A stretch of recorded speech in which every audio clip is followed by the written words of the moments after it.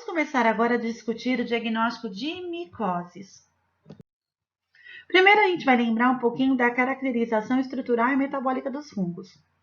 Os fungos são seres eucariontes, eles possuem uma estrutura mais complexa, com mitocôndrias, retículo endoplasmático, liso e rugoso, complexo de Golgi, ribossomos, membrana celular e parede celular.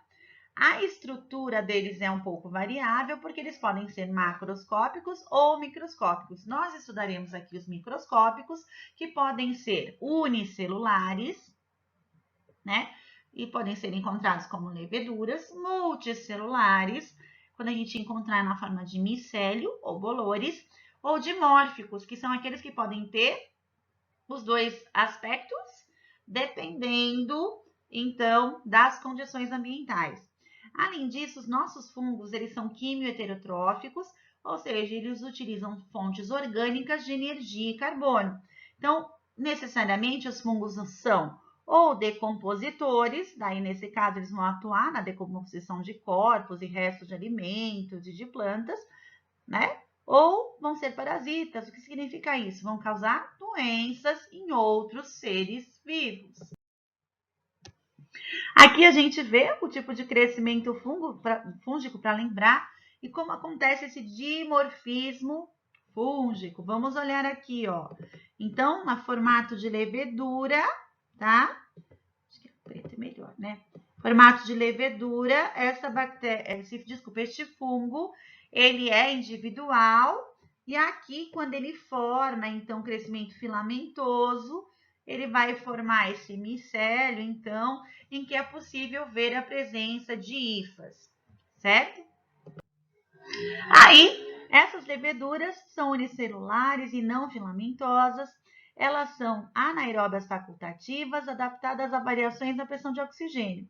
Então, se em presença de oxigênio, elas fazem respiração aeróbica, com produção de energia a partir de carboidratos, e na ausência de oxigênio, as leveduras elas fazem fermentação de carboidratos com a produção de álcool e gás, tá?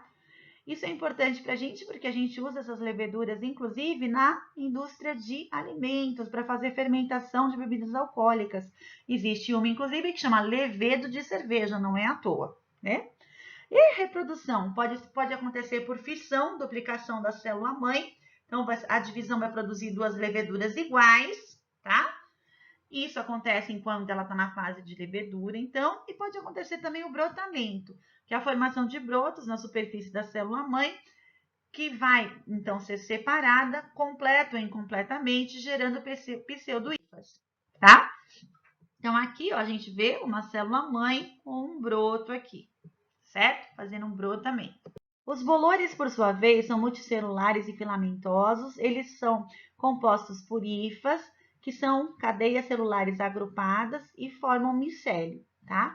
Essas hifas, elas podem ser classificadas de acordo com a estrutura em septadas, quando elas são pequenas e unicelulares, ou não septadas, quando são estruturas longas e multinucleadas. E também elas podem ser classificadas de acordo com a função em vegetativas, que são importantes para o metabolismo, e reprodutivas, ou seja, que vão atuar na reprodução fúngica. Os bolores são sempre aeróbios, eles fazem respiração celular a partir de carboidratos, e aí eles conseguem consumir nesse processo de respiração, inclusive celulose e lignina.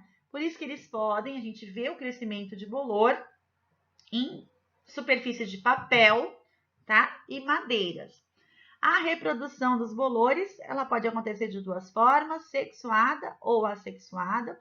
Se for sexuada, os esporos produzidos a partir de dois fungos diferentes da mesma espécie se fundem. Se for assexuada, o que acontece? Uma fragmentação de hifas ou a produção de esporos por mitose.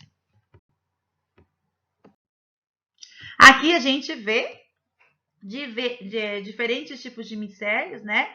Então, organizados, isso é importante para a gente, porque além de ser uma forma reprodutiva, isso para nós também é importante para ajudar a identificação. Então, aqui a gente vê um conídeo, tá? Que são essas estruturinhas menores, estão organizados em cadeias, né? Aqui é do Aspergillus, olha que bonitinho, parece uma florzinha. A gente vê aqui o artroconídeo, que são esses pequenininhos alaranjados que a gente vê, que foram produzidos a partir da fragmentação dessas hifas. A gente vê aqui blastoconídeos, que são formados a partir de brotos de uma célula parental de Candida albicans. A gente vê aqui clamidioconídeos, que são células de paredes espessas, mais redondinhas, tá? No interior das hifas de Cândida. Vejam, Cândida apresenta algumas variações. E a gente tem aqui os esporangiósporos, que são formados no interior do esporângio, tá? De uma espécie específica de fungo. Então, tudo isso vai ajudar para que a gente faça a identificação fúngica. Essa morfologia é muito importante no microscópio. Aí, quando a gente vai falar das principais infecções fúngicas, a gente tem que lembrar que, ao contrário do que acontece com as bactérias, a gente vai agrupar os fungos de acordo com o tipo de doença que eles causam. Então, a gente vai falar em micoses superficiais, cutâneas, subcutâneas, sistêmicas e oportunistas, certo? Vamos discutir cada uma delas. A gente começa, então, com as micoses superficiais. Elas são limitadas nas camadas superficiais do extrato córneo. Então, elas vão acontecer em tecidos queratinizados. Elas são alterações estéticas que são apresentadas por indivíduos que estão em clima tropical e subtropical. E elas acontecem em adolescentes e adultos. A gente não vê isso acontecendo em crianças devido a uma certa influência hormonal, que nós vamos descobrir que os hormônios, na verdade, a partir do momento que você entra na adolescência, eles fazem com que haja um aumento de secreção nas glândulas sebáceas. Isso vai favorecer o crescimento dos fungos na pele. A principal doença relacionada, né, à micose superficial é a pitiríase versicolor. Ela é uma doença superficial, benigna, com recidivas, então ela fica vai e volta no paciente. Ela é assintomática e não contagiosa. Ela é estética e lipolítica, ou seja, depende dessa alta secreção nas glândulas sebáceas. Por isso que é mais comum em países de clima tropical e subtropical. Mas ela é uma doença cosmopolita. O que significa isso? Você não precisa morar numa região isolada, distante para ter. Qualquer indivíduo pode apresentar. Essa doença é causada por um fungo que é denominado Malassezia furfur, que faz parte da microbiota de pele humana. E antigamente esse fungo chamava Pittosporum ovale, por isso que chama pitiríase, tá? Essa Malassezia furfur, ela é importante para a gente porque ela também vai poder causar dermatite seborreica, caspa, cirrosite e septicemia. No caso da sepse, né, em pacientes que fizeram sonda endovenosa de lipídios. Isso acontece principalmente em pacientes hospitalizados, se forem recém-nascidos pré-termo, para que eles ganhem peso. Alguns fatores podem, então, favorecer o desenvolvimento, então, da pitiríase versicolor. A gente vai pensar em temperatura elevada, alta umidade relativa do ar, pele gordurosa, sudorese, fatores hereditários e imunossupressão. Aqui nessa foto, a gente já começa a entender um pouquinho como acontece a doença, né? Então, a gente vai ver a presença de manchas se estabelecendo na pele do paciente. E como é que são essas manchas, né? São lesões ou manchas hipo ou hipersegmentadas, vai depender do quê? Da cor inicial da pele desse paciente. Essa mácula, essa mancha é levemente descamativa e ela apresenta um prurido discreto, ou seja, coceira, tá? Aqui nessa figura aqui embaixo, a gente vê as áreas mais comuns, ó. Mais comuns em vermelho, então a gente vê aqui no tórax, tá? E nas costas. São as áreas que a gente sua mais. A gente tem comum na parte roxa e incomum a gente vê no verde e raríssimo, né, no amarelo. E a gente percebe aqui por essa ilustração também que indivíduos que tenham a pele de tom mais claro vão apresentar manchas avermelhadas e indivíduos que têm a pele de tom mais escuro apresentam manchas esbranquiçadas. É a mesma doença, a gente só vê uma manifestação diferente devido ao tom de pele do paciente. Aqui a gente vê, ó, as manchas nessa região avermelhadas, tá? E aqui essas manchas esbranquiçadas. Essa doença é conhecida como pano branco, popularmente. E aí, para fazer o diagnóstico dela, na verdade, geralmente os médicos utilizam testes realizados em consultório, então, além da sintomatologia, né? Sinal de Bernier ou sinal da unha, que é o quê? Pede para o próprio paciente raspar a unha nessa região que está com a cor diferente e percebe uma descamação fininha e farinácea da lesão, certo? Existe o sinal de Zilleri, que mostra o quê? O estiramento com os dedos, você vai raspar os dedos, então, e você percebe o esfacelamento dessa queratina no local que tem a mancha. E a lâmpada de Wood vai mostrar, então, vai evidenciar onde ela fica assim, ó. Tá? Que essas manchas vão ficar mais claras, né? Elas vão brilhar, mostrando, então, que é a Malacésia furva que tá ali mesmo. Para fazer o diagnóstico laboratorial, já vou dizer para vocês que não é comum ser realizado, tá? Mas ele pode ser feito. Ele pode ser feito em amostras de raspado de pele das lesões superficiais. Só que para poder verificar a presença do fungo, a primeira coisa que a gente tem que fazer é o que a gente chama de clarificação. A clarificação é um processo em que você adiciona uma solução de hidróxido de potássio a 10%, certo? Deixa esse hidróxido de potássio a 10% agir por alguns minutos. Ele vai fazer o quê? Destruir as estruturas celulares. E aí você adiciona tinta de Parker, 3:1, tá? Para quê? Gente, tinta de Parker, por mais incrível que pareça, é tinta de caneta tinteiro, tá? Antiga, por isso que é Parker, canetas Parker.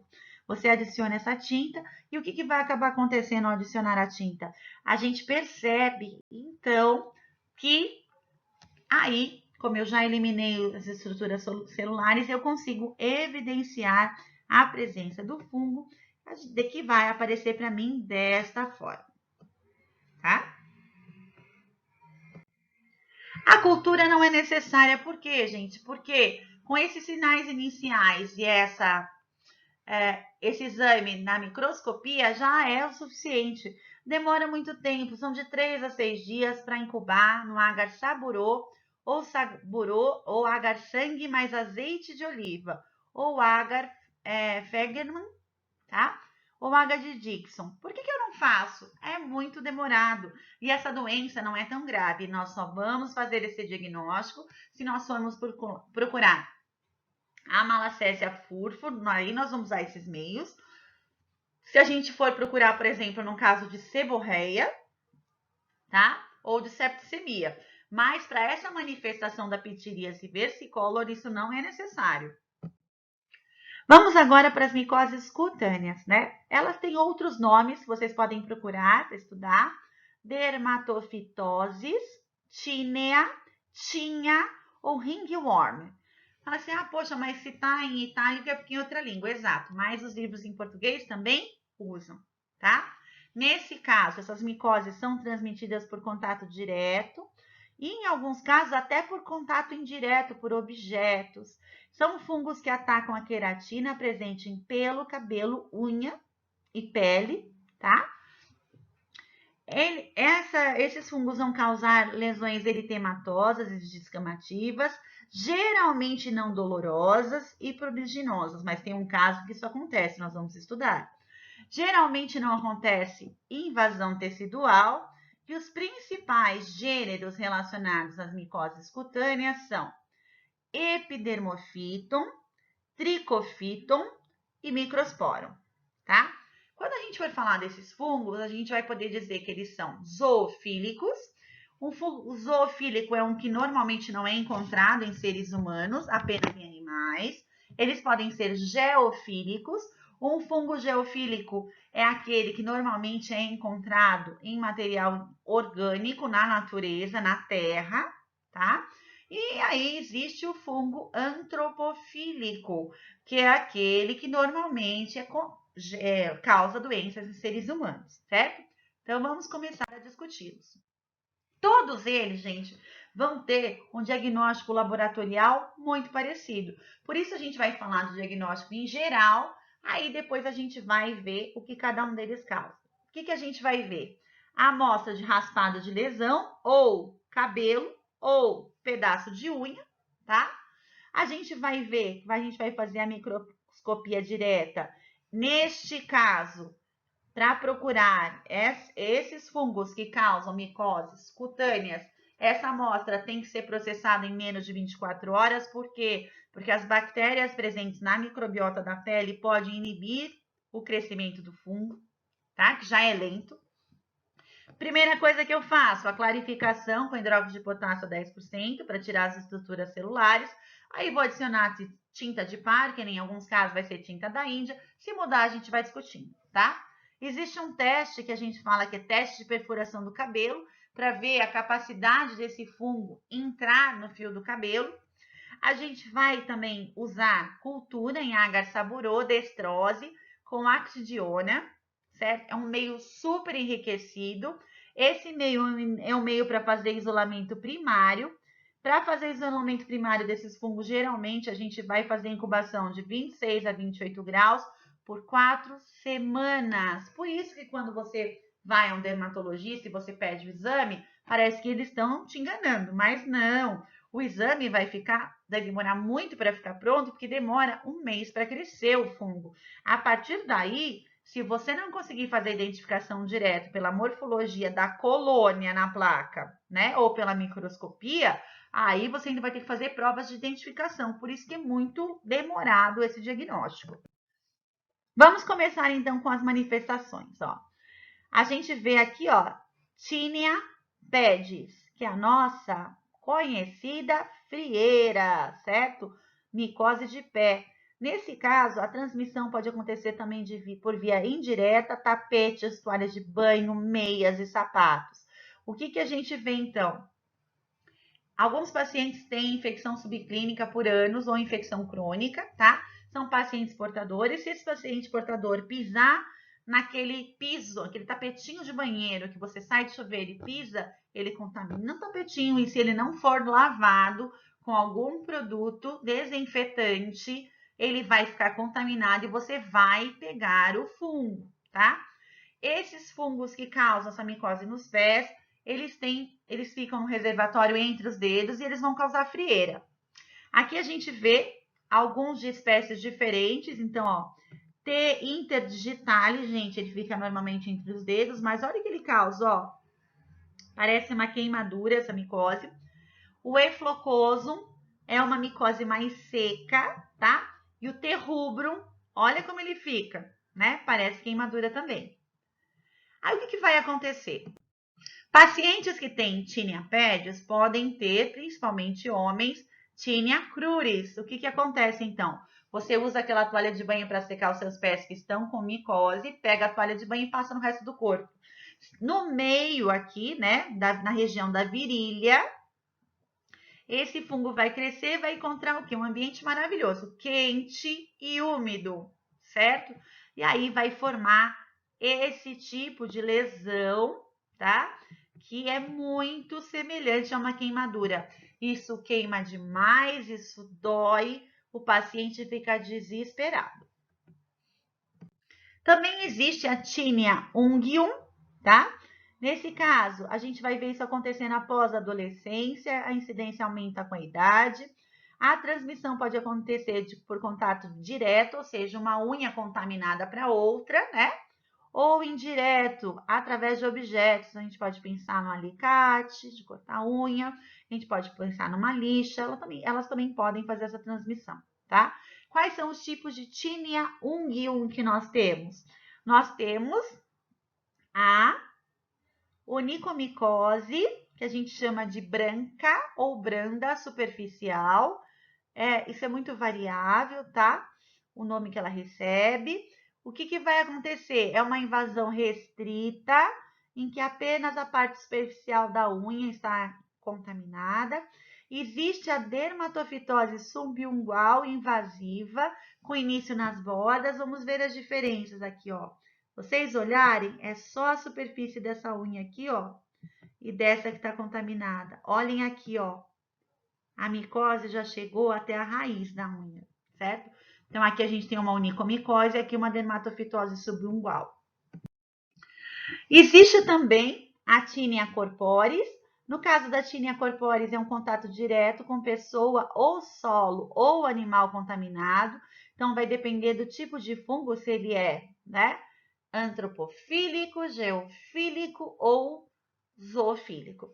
E aí a gente vê que as manifestações clínicas são diversas também, tá?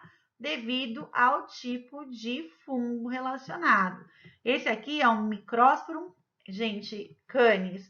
Aí você fala, ai, um cachorro transmitiu. Sim, mas para o cachorro transmitir para a criança é porque ele também estava doente. Então, a pessoa não o tratou corretamente. Se o cachorro estiver bem tratado e limpo e sem manifestação clínica, ele não transmite, certo? Temos a Tinea capitis. Na Tinea capitis, a gente consegue perceber, então, que o fungo ele consegue fazer dois tipos de invasão. A gente fala em invasão ectotrix ou endotrix. Na ectotrix, o que acontece? O fungo não consegue perfurar a cutícula do cabelo. Então, ele fica do lado de fora. Então, veja aqui, ó. Vocês estão vendo aqui, ó, o fio do cabelo. Ó, o fungo ao redor. Aqui também, ó, o fio do cabelo, tá? E o fungo ao redor. Nesse caso aí, você passa a lâmpada de Wood, que é uma luz negra, em cima, e o cabelo da pessoa fica verde-limão, porque fluoresce devido à presença do fungo. Então, tomem cuidado. Se vocês estiverem em uma balada e o cabelo estiver verde-limão, às vezes não é tinta, hein, gente? É o quê? Fungo no cabelo. Vamos ficar espertos.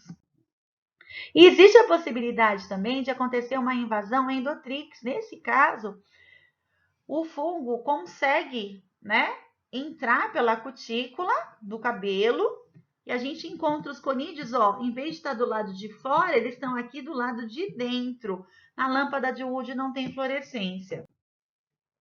Existe uma doença que é chamada de tinea favosa, é uma falha, uma perda de cabelo. Ela é, na verdade, causada por uma infecção inflamatória crônica, tá? Tem, em alguns casos, não cresce mais, e nesse caso especificamente, nós temos um fungo, que é o Trichophyton sconchielene, tá? E nós temos também a possibilidade do paciente apresentar uma manifestação bem mais grave, que é o Carium, que é uma infecção fúngica inflamatória dos folículos do couro cabeludo, de pele, com linfadenopatia. Isso é causado por fungos geofílicos e zoofílicos. Aí você vai ter sinais de queda de cabelo com alopécia cicatricial definitiva, não vai voltar a crescer o cabelo. E ficam essas lesões horríveis, gente, ó. Elas são pruriginosas, elas são doloridas e elas têm um outro problema. Elas abrem caminho para que haja a possibilidade do paciente desenvolver uma infecção por moscas varejeiras, por exemplo, causando berne. E agora que a gente já conhece um pouquinho de cada uma dessas micoses cutâneas, vamos então falar um pouquinho desses fungos, da característica de cada um deles, ó. Epidermophyton flocoso, tá? Ele causa o quê? Vocês lembram? A micose no pé. Ele é um fungo antropofílico, só contamina seres humanos de forma direta ou indireta. Então, indireta seria como? Chuveiros e vestiários coletivos. Aquela aguinha, inclusive, que fica dentro do chuveiro também pode causar. A gente vê que no agar saburodextrose ele cresce lentamente, ele não perfura o cabelo e ele é urease positivo. São esses testes que nós faríamos para identificar. E aí, o que a gente vê? Na microscopia direta e na cultura, vocês têm que lembrar isso em relação aos fungos. Não adianta só cultivar. Eu preciso observar o aspecto da colônia na placa. Então, essa descrição é importante, ela é seca, ela é úmida, tá? E também a microscopia. Então, a gente vê que ele tem clamidoconídeos e macroconídeos, e a cultura é seca. Essa é a característica dele, tá? Microsporum canis. Ele é um fungo zoofílico que vai causar doenças em cães e gatos e acaba causando micose em crianças, tá? Então, vamos lá, de novo, né? Lembrando que o animal está transmitindo porque ele tem manifestação clínica. Diagnóstico, então, nesse caso, o crescimento dele é um pouco mais rápido. Ele tem teste de perfuração de cabelo positivo. Mesmo assim, ele brilha na lâmpada de Wood, porque ele não passa todo para dentro. E o crescimento, ele cresce, inclusive, isso é uma característica para vocês lembrarem, em arroz polido cozido. Vejam só. Aqui, ó, não é o meio de cultura, é arroz. E ele cresce, como ele é? Ele tem aspecto de algodão doce. E a gente vê aqui a presença dos macroconídeos. Então, eu vejo o seguinte, se cresceu no agar saburô ou no arroz, com aspecto de algodão ou algodão doce, e tem macroconídeos, eu sei que é o Microsporum canis. O Microsporum gypsum, por sua vez, é um fungo geofílico que causa infecções em animais, crianças e trabalhadores rurais, principalmente em regiões em que haja alta umidade. Ele vai causar uma lesão inflamatória única na pele ou couro cabeludo, tá? E o que a gente vai ver então no diagnóstico, né? Ele não é capaz de perfurar o cabelo, porque na verdade ele vai crescer no couro cabeludo, certo? E não tem fluorescência com lâmpada de Wood. Qual é o aspecto dele, que é o que nos interessa, como sempre, tá? Ele também tem um aspecto seco, só que o centro dele é amarelado e ele tem os macroconídeos. Vamos agora para o Trichophytum rubrum, tá? Ele é antropofílico, nós vimos lá na frente, causando o quê, gente? Micose, né? Aquela que parecia queimadura. Existem dois tipos diferentes, a gente fala em tipo macio, que é o mais distribuído, o mais frequente, que vai causar infecções crônicas na pele, na unha e no couro cabeludo. Ele não perfura o cabelo e ele é urease negativo. Eles falam assim, como assim tipo macio, né? Olha como que é a colônia dele. Ela parece ser fofinha, por isso que chama tipo macio. E olha só a estrutura do fungo aqui, né? É extremamente delicado. Então, é assim que a gente usa, são essas características que nós vamos usar para fazer esse diagnóstico. Aí, a gente também tem o Trichophytum rubrum, antropofílico também, que é granular, que é mais frequente no sudeste da Ásia e entre aborígenes, que causa Tinea corporis e Tinea pedis, tá?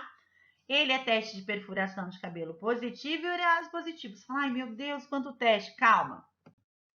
Não é a mesma morfologia, então você faz a diferenciação pela morfologia. Não precisam decorar, vocês precisam lembrar o seguinte, a morfologia para nós é mais importante do que os testes bioquímicos, certo? Então, vamos olhar aqui, ó. Olhando a placa por baixo, ela tem uma cor, por cima a outra, mas ela é meio ressecada, as colônias são menores. E olha aqui, que bonitinho também, né? Bem delicado aqui o fungo aparecendo. A gente também tem esse Trichophytum mentagrophytes, variação interdigitale, antropofílico também. Olha aqui, ó, também é uma colônia bem macia, ela parece ser um flan, uma coisa gelatinosa. E olha como é bem delicado o fungo que aparece aqui. Então, lembrem-se, gente, não precisa decorar tudo isso. O que vocês precisam lembrar disso? Para fazer esse diagnóstico dessas micoses cutâneas, eu preciso associar a morfologia na microscopia. Daí você tem que lembrar que você precisa fazer a clarificação primeiro, depois usar uma coloração que pode ser tinta de Parker, tá? E eu vou usar o que? A morfologia na placa, como o fungo cresce, qual é o aspecto. Não precisa de decorar de todos eles, você precisa saber isso, tá? Por quê? Porque dentro do laboratório existem atlas maravilhosos de micologia que te ajudam nessa hora. A gente tem o Trichophytum tonsuras, também antropofílico, só causa doenças em seres humanos, lesões inflamatórias ou não, infecção endotrix sem fluorescência na lâmpada de Wood. A gente vê os testes, como eles acontecem, cresce então no Agar saburodestrose. E olha que bonitinho, gente, super sequinho. E ó, a gente tem Conídeos de 2 tamanhos, os maiores e os menores, vocês estão percebendo? Aqui são levedurinhas também que podem estar presentes.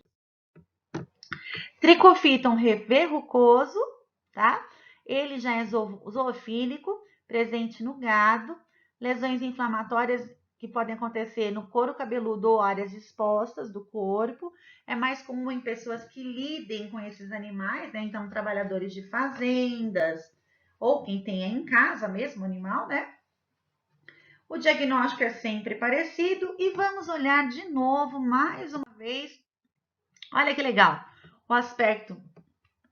Ela é seca e enrugada, tá vendo? Ela não cresce por toda a placa. E olha aqui que delicado que é na morfologia, certo? A gente vai lembrar que para fazer diagnóstico de micoses superficiais, geralmente eu não faço exames, é só a microscopia, eu não faço cultura. E se for na micose cutânea, eu vou usar a cultura para quê? Para ver a morfologia na placa, certo? E daqui a pouquinho a gente vai, então, para o diagnóstico das outras micoses que estão faltando.